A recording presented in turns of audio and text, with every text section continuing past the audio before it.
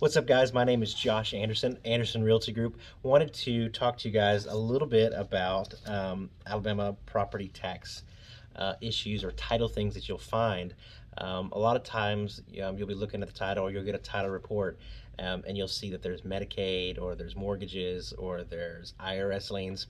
And so wanted to go into that, or at least want to talk about something that happens pretty often with us.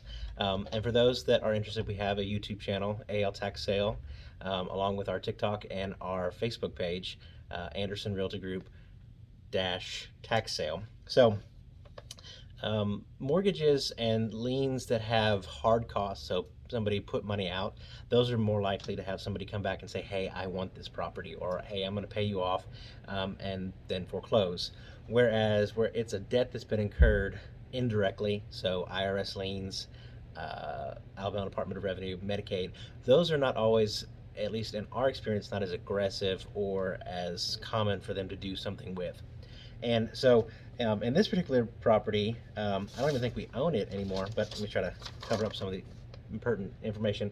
But we just got in the mail from the Alabama Medicaid agency releasing their interest in a property that we had purchased several months ago. We didn't request this. Like, we've got to go and file it. It's got the stamp and everything with it. So we didn't request this, but it's common for this to happen, is where the IRS doesn't want houses, the Alabama Department of Revenue doesn't want houses, Medicaid definitely doesn't want houses. So when you buy these properties with a tax deed or tax certificate, it removes that person's interest outside of redemption.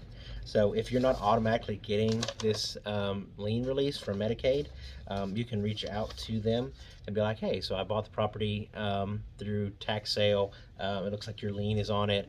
We're calling to get a lien release, or your attorney can do something like that. So I want to kind of maybe cut down on the concern or worry that these Medicaid things or these IRS liens. I mean, we've looked at property that had $100,000 of IRS liens. Once that's purchased through tax sale, it's gone. Because again, they're trying to impede the movement of money. So if somebody sells the property, they get paid off. It's rare that I've seen. Same with sewer liens. I've not seen any of those foreclose. Medicaid doesn't foreclose. IRS doesn't foreclose. Alabama Department of Revenue doesn't foreclose. And foreclose by means that they take some legal action to clear up the title or to remove your interest in it. But again, worst case scenario, they're going to pay you taxes plus interest plus, in the old system, the preservation improvements or any of the other costs that you've put into it. So it's really hard to lose. Greg Stanley was talking at a presentation a couple weeks ago. The only way that you can lose money with property tax purchases is by doing something illegal, kicking somebody out, throwing their stuff in the yard, changing the locks illegally.